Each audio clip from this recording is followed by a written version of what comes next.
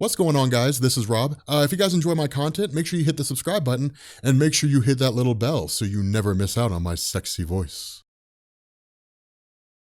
Okay, so I don't normally do this, but I am amped about Scott Snyder's Justice League. So we're gonna kind of split this, and we're gonna, well, you guys will see what I'm talking about when we get to the end of the video. But this is pretty awesome. Like Snyder's, I wasn't really unsure. I mean, Snyder's one of those writers, I'll read anything he writes, but Snyder's always been associated with Batman, right? Like he wrote Black Mirror before DC rebooted in 2011. After DC rebooted, he wrote the whole New 52 Batman run, which is still, I would consider to be one of the greatest Batman runs of all time. You look at how he writes, and it's really interesting because what this does is it shows that Snyder's actually a really versatile writer. Most people are familiar with Scott Snyder through his work on Batman, and that was a very slow and paced book because Batman's very slow and paced by and large. And this, it's really more of just like world building, and it'll actually roll in with the Flash mythos quite nicely. So initially what this does is it basically picks up with the aftermath of basically Dark Knight's Metal. The big takeaway from that was that the source wall was cracked and the multiverse was basically bleeding energy. And so what's happened following the events of Dark Knight's Metal is we have a clock that's counting down. And when it reaches zero, the multiverse will basically die. That's really what's been going on since Dark Knight's Metal happened. But with regards to the crack that happened in the source wall, what it means is it opens like a whole new can of worms for writers in terms of bringing in things, bringing back characters that we didn't, or that we hadn't seen in a long time, like Imperiex, if that really matters to you, but also bringing in characters that we've never heard of before who were just part and parcel to the source wall and their story was never explained. And so when you get into this whole thing, it's super cool because initially this picks up with just some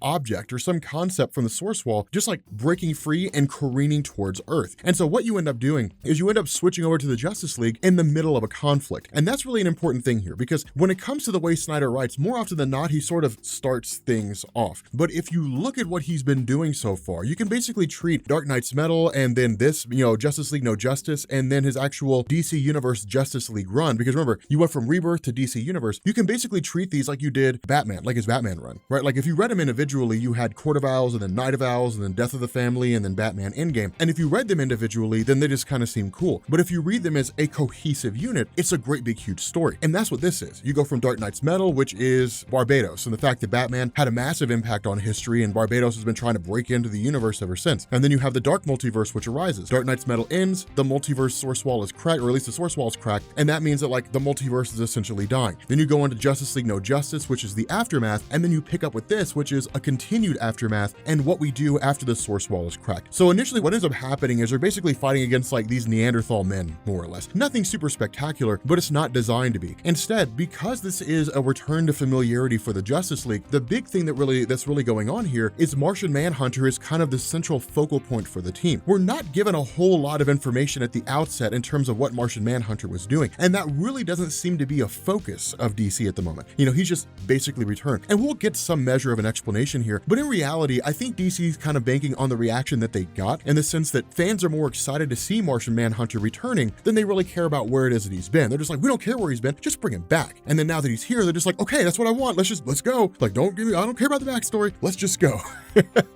That's kind of what fans have been shooting for when it came to his character. And so ultimately, of course, this is kind of an interesting thing because as he's going through and essentially, helping these guys out, he begins to get this realization that there's a much bigger plan going on here than what initially seems to be the case. And so what this does is it switches to Vandal Savage. Now, this is where the true ability of Scott Snyder comes out. Scott Snyder is a great writer in the sense that he can basically make a lot of stir over here to keep you from looking over there. But then suddenly when you look over there, you realize, oh my God, like it's this amazing thing that he does. It's super cool to watch it happen. But picking up with Vandal Savage, it's pretty awesome because Vandal Savage's whole plan here, like this whole thing was basically his working, and that's kind of what you would expect. But then suddenly out of nowhere, he's just like, no, your plan will ultimately fail. And the reason why is because he's being told that by Lex Luthor. And it's the coolest thing because what this means is that Lex Luthor has essentially gone back to being a bad guy, more or less. Now, this is one of those things where the Justice League sort of picks up on that, having presumably already happened. And so we can essentially say that like Brian Michael Bendis' Superman in Action Comics and Scott Snyder's Justice League will basically meet in the middle, and it'll essentially give us this sort of road. Like we can go from here and sort of trace back, or we can go from Bendis and trace forward. But basically we'll see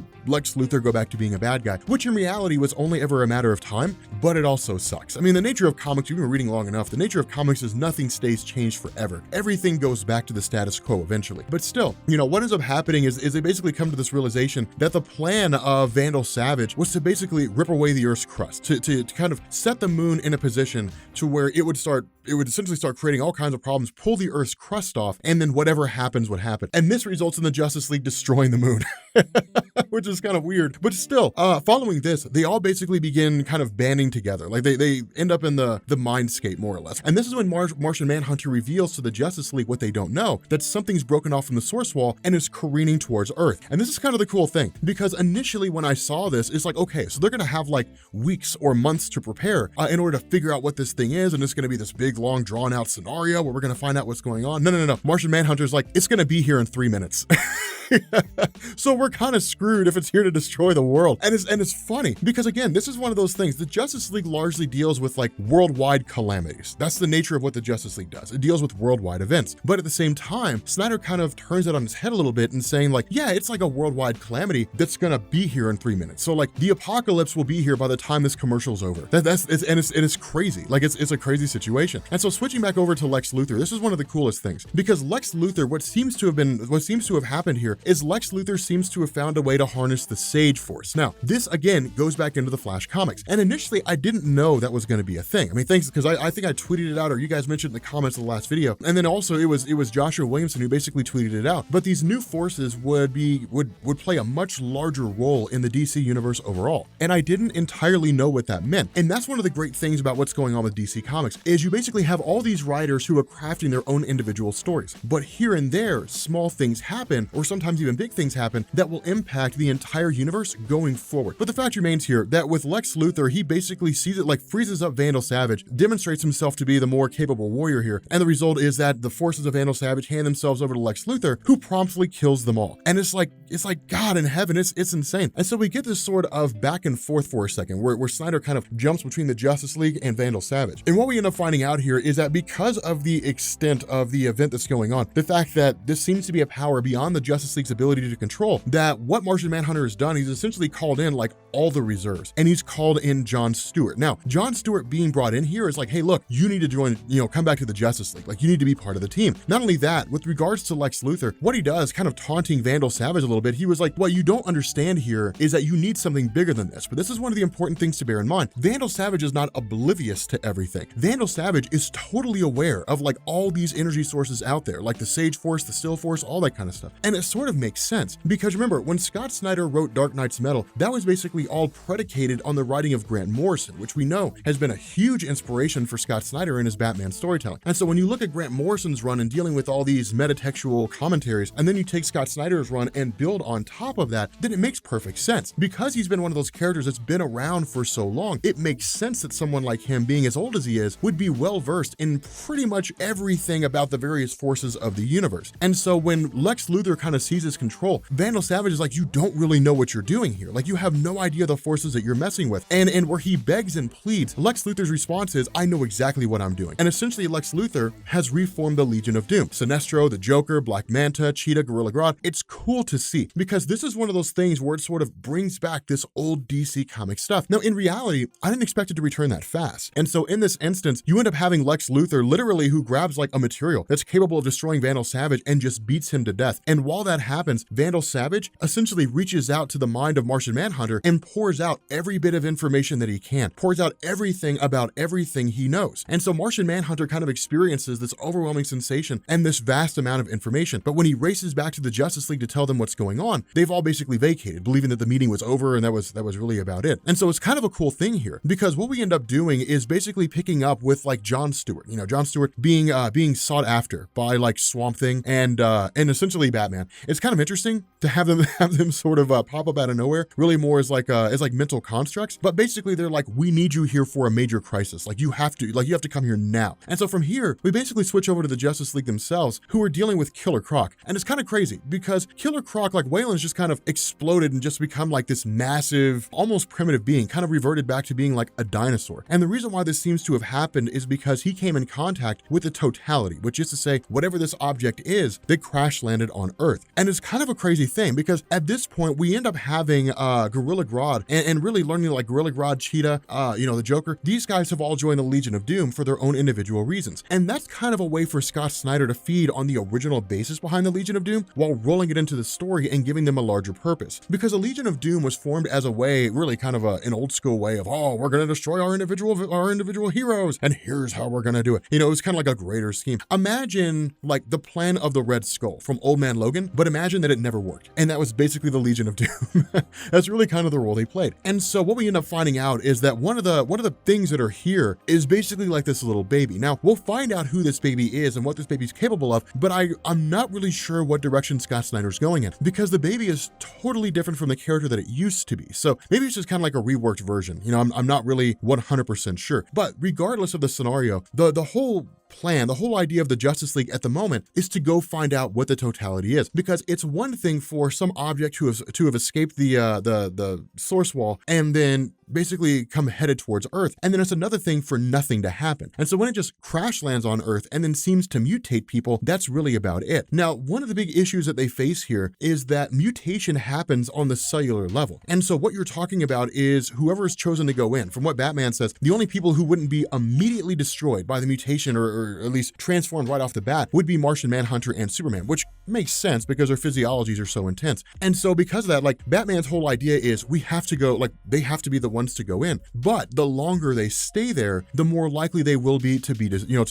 mutated. And so what Batman has done is use the technology of Adam Ray Palmer and gone into Superman's body. And they don't know this. They're like, where in the world are you? He's like, I'm inside Superman because I'm Batman and I'm always serious. I would have made a joke. I'd be like, I'm inside Superman. I'm controlling him like the like what are the Jaegers from Pacific Rim. Like, I think it'd be kind of funny, to be honest. But Batman's whole idea here, the plan they formed, and in fact, you're actually going to end up having Hawkgirl travel inside of Martian Manhunter. The reason why this works so well is because what they're going to do is basically operate as kind of enhanced antibodies. Because you're talking about cells that are going to be entering in, I guess, kind of some sort of biological agent that's going to enter into the bodies of Superman and Martian Manhunter. Once they enter the Totality, the role of Batman and Hawkgirl will be to travel throughout the body and basically destroy those cells everywhere they can find them. So they're literally going to be playing the role of an antibody while Superman and Martian Manhunter are traveling through the Totality. And it's a cool idea. The problem with this is that as John Stewart is making his way back to Earth, he's suddenly met by like this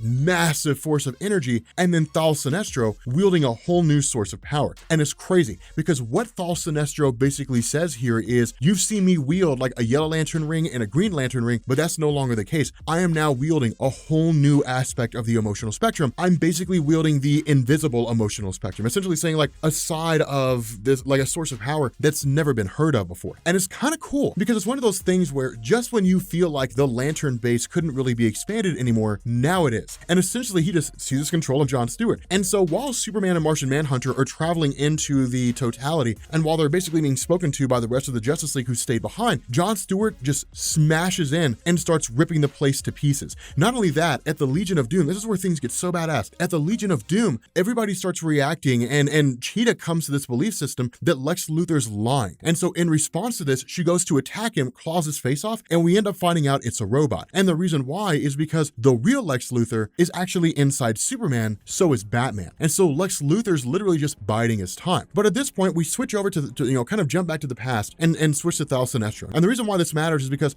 for Sinestro himself, while he was a Green Lantern and then eventually kicked out of the Green Lantern Corps because he was using such heavy-handed tactics, once that happened, he actually became an explorer of the stars. And the idea here was to go out there and see what power was available outside of the Green Lanterns. What he ends up discovering is a being of sorts called Umbrax. And there's basically basically this thing, this called the ultraviolet spectrum, more or less. But instead of being like the traditional emotional spectrum, which is to say, you know, love and rage and the other aspects of the emotional spectrum, you know, fear and so on and so forth, unlike those which actually tap into normal human emotions, what this does is it feeds into, or it feeds off of destruction and chaos. Basically places where things have absolutely lost any real measure of sanity and where there's nothing but violence and chaos to be found. And so this being Umbrax was discovered by Thal Sinestro and was like, this power has to be locked away. This power can never be accessed, because if it makes its way across the cosmos, it'll just seed chaos and war everywhere it goes. It'll just start, you know, inducting people into its ranks. And so that's one of the cool things, because when it comes to John Stewart, I mean, the kind of power he possesses here is still very much a nature of what a lantern can do in terms of creating constructs. The difference is that he's feeding on the fear, the chaos, like all these different aspects, all these different emotions, more or less. The chaos of the situation is feeding his power, which in turn allows him to create more constructs. And so it's essentially the Justice League feeding into these things. Now, Aquaman's the first one to realize it, and he's also one of the people to fall. But you also have basically John Stewart wreaking havoc, wrecking across the entirety of the Justice League itself. The only person who's able to step in here and actually bring him to an end is Cyborg, because Cyborg doesn't really feel things the same way that a normal person does. And so Cyborg's able to basically knock him out, and it allows him to sort of, you know, to take him back to the Justice League or to the headquarters and figure out what's going on. But we end up finding out this totality that exists out there really seems to be more of a reverse energy, in the sense that what it does is it devolves things around them. And so if Martian Manhunter and if Superman were to stay here long enough, they would devolve back into their most primitive forms. Now, how far back those primitive forms would go, we're not 100% sure. The indication seems to be kind of a de-evolution and mutation at the same time. So they de-evolve to a primitive state and they're mutated in the process. The issue with this is that the armor they possess that's designed to protect them isn't really working effectively because of all the conflicts they're engaging in. And so where you've got Batman and you've got Hawkgirl flying through here and basically just trying to destroy all these different little antibodies that exist out there, suddenly Lex Luthor attacks Batman from behind. And the idea, from what we can gather, the idea is to just see what happens. Defeat Batman, defeat Hawkgirl, and just see how things unfold. Not only that, switching back over to John Stewart, this is one of the coolest things. This is one of the things that I really, really like about what Scott Snyder did here, is you have John Stewart who essentially says that when the ultraviolet light basically takes over you, that it controls you, you don't control it. And that's not really something that we've seen before.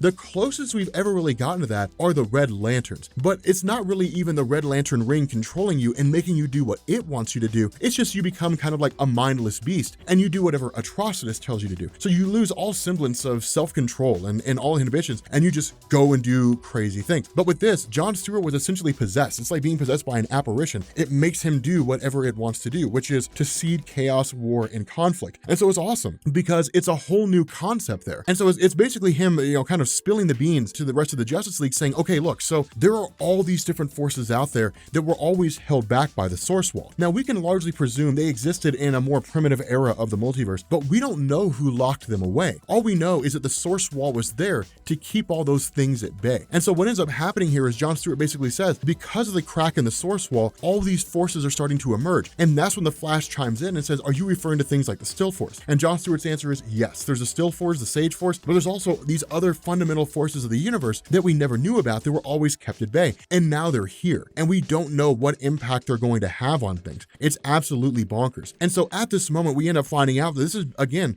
just a chunk of the Source Wall that just came flying out and crash landed on Earth. But there are beings who are confined here who were locked inside the Source Wall because for whatever reason, they try to basically break out and they try to achieve the source. The issue with this is that as you end up having Lex Luthor watch events unfold, Martian Manhunter just kind of has to know what's going on. And he starts going in there, trying to touch the Source Wall, trying to see what these various beings are, where they came from. And that's when one of them basically wakes up and says, you are an abomination here. You're not supposed to be here. And so it's kind of a crazy thing because it seems to be hitting home at this idea that the DC multiverse as it exists now is not supposed to exist. So it may turn out to be that these people, these beings who are attached to the Source Wall aren't there because they were imprisoned to be there. They're there as guardians. They're there to, you know, there to be to essentially make sure that things travel the way they're supposed to. We don't really know. Like it seems to be one of these things where Snyder's kind of going back and altering the entire basis behind why the Source Wall exists, what the purpose is that it serves. Not only that, we also end up finding out that where you have Lex Luthor in the body of Superman, that what you have in the body of Martian Manhunter is the Joker. And it's pretty badass, because it really kind of begs the question, what would it be like if the Joker possessed Martian Manhunter? And so at this point, we basically end up finding out that when Thal Sinestro had essentially been sent by Lex Luthor to discover another one of these fundamental forces that is basically Umbrax, and that Umbrax had basically escaped following the crack of the source wall, and Thal Sinestro had been tracking him down. And when Thal Sinestro found Umbrax, it was just there kind of seeding chaos among various worlds and different things like that, which allowed Thal Sinestro to tap into its power, seize control of that power, and then begin expanding the ultraviolet core. And so where you have the Umbrax entity basically traveling around and allowing itself to basically immerse into various worlds, the next target, the one place that drew it here among all other places was Earth, because the planet is so chaotic. And so from this moment, Lex Luthor essentially destroys the ship of Batman, which leaves him free floating. Hawkgirl is knocked out by the Joker, and this basically leads to like Thal Sinestro going through and attacking every single member of attacking all the various members of the Justice League. And where you have John Stewart, who tries to hold back as best he can, ultimately it doesn't matter, and his ring is destroyed by the power of Thal Sinestro. So this is really kind of Scott Snyder saying this power, this fundamental force is well beyond the power of the emotional spectrum. Not only that, when Gorilla Grodd shows up, Gorilla Grodd basically brings this baby, which, the Flash essentially refers to as Turtle. And it's kind of a weird theme because the original Turtle was a foe of Jay Garrick, and he made various forms of weaponry that were designed to mimic a turtle, and that was really about it. And so this character seems to be like wholly new. It seems to be a brand new character that we've never seen before, but it's a Sage Force conduit, basically meaning that it can freeze everything in time. It can, or not really freeze everything, but it can stop the movement of everything around it, which is exactly what happens. Gorilla Grodd uses the baby and freezes the momentum of everyone, meaning the Flash, the Justice League, Aquaman, Wonder Woman, the whole 9 yards, they can't move. Not only that, because of the fact that the Sage Force deals with aspects of the mind and so on, what we also end up realizing is that Gorilla Grodd is essentially tapping into the mindscape of Wonder Woman and Aquaman and tricking them into believing they're seeing Cheetah and Black Manta respectively, when in reality they're attacking each other. And so this is one of the coolest things, because this is kind of Scott Snyder taking this somewhat hokey team and then saying, but what if they were under the leadership of like Lex Luthor, who was pushing them towards saying, let's reach our full potential. From here, you end up having, like, again, Thal Sinestro attacking everybody, but not only that, you have him basically spread the quote unquote gospel of the ultraviolet core, in the sense that all the power of the invisible spectrum is scattered all throughout Earth. And we end up finding this massive core has been built by not only Thal Sinestro, but also by Umbrax itself, that this core, this ultraviolet core, dwarfs the total sum of every other core that's out there. It's insane. It's an absolutely massive core, because what it would mean is that they could essentially just lay waste to Earth, just attack everything all at the same time. And so not only that, you basically have Batman who's incapacitated, Hawkgirl who's incapacitated, Lex Luthor who's in control of Superman's body, and the Joker who's in control of Martian Manhunter's body. And seizing control of them, they push them into the totality with the opportunity to seize control of this power, and we have no earthly clue what'll come of it. But with that being said, guys, we're gonna bring this video to an end. If you are new here to Comics Explained, make sure you guys hit the sub button to become part of the Rob Corps. If you guys enjoyed this video, make sure you drop a like, and yeah, I will catch you all later. Peace.